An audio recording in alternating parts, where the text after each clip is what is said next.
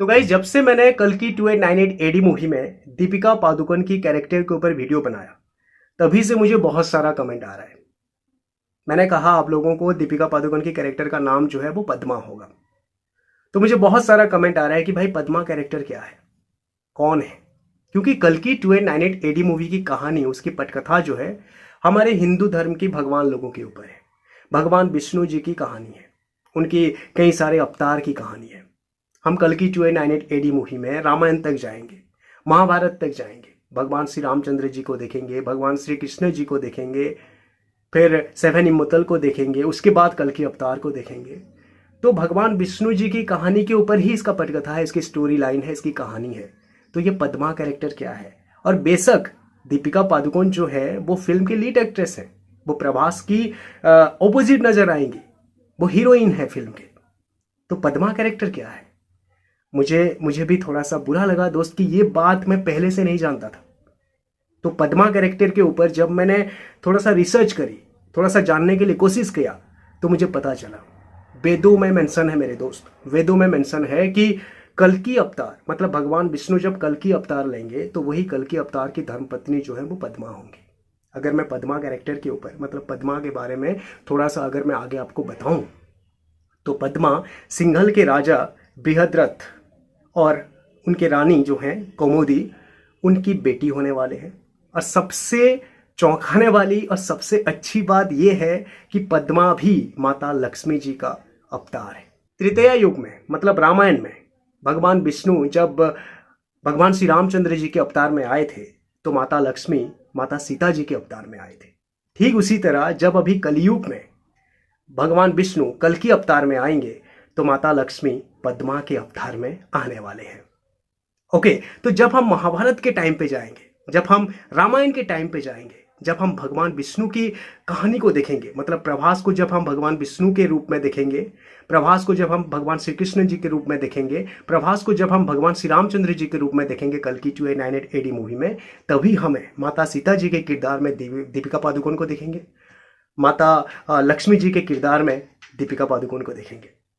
Okay, और जब हम कल की अवतार को देखेंगे, ओके, कलयुग में जब हम कल की अवतार को देखेंगे, प्रभास को जब हम कल के अवतार में देखेंगे, तो उस टाइम पे दीपिका पादुकोण को हम पद्मा के रूप में देखेंगे। ओके, तो कुछ इस तरह का कहानी है। और यहाँ पे जब बात होती है दिशा पटानी की, तो दिशा पटानी का किरदार जो है वो शायद रुक्मिणी का हो सकती है, या फिर राधा का तो मृणाल ठाकुर बोला जाता है।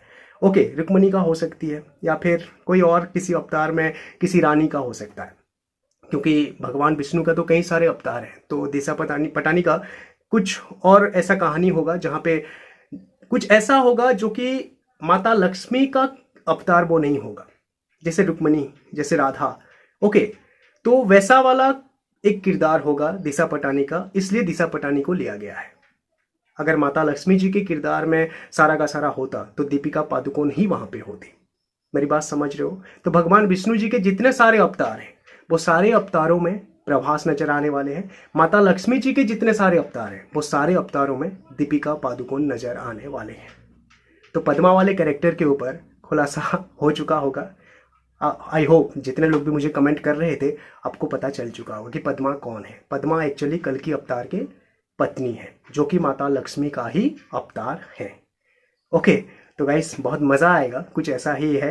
और आगे अगर मैं इस वीडियो पे फिर से रिपीट करूं तो दीपिका पादुकोण की अभी डबिंग वगैरह चल रहा है, वो अपनी डबिंग सिलसिला स्टार्ट कर चुके हैं। और दिशा पटानी का अभी शूटिंग चल रहा है इटली में, जो कि वो अभी स्टोरी डाल करके अपडेट दिए हैं। यार इसका प्रमोशन वगैरह जल्दी शुरू हो जाए और इस फिल्म के बारे में जल्दी कुछ पता चले, क्योंकि इन सारी चीज़ों को ले करके ना क्यूरियोसिटी और भी ज़्यादा बढ़ रही है कल की 2898 एडी मूवी को देखने के लिए कि नाग इसमें क्या क्या सजाए हैं। क्योंकि अगर हम देखें कि भगवान विष्णु जी का पूरा कहानी, उनकी सारे के सारे अवतारों की कहानी, तो कितनी बड़ी फिल्म बन सकती है आप समझ सकते हो ना, है ना।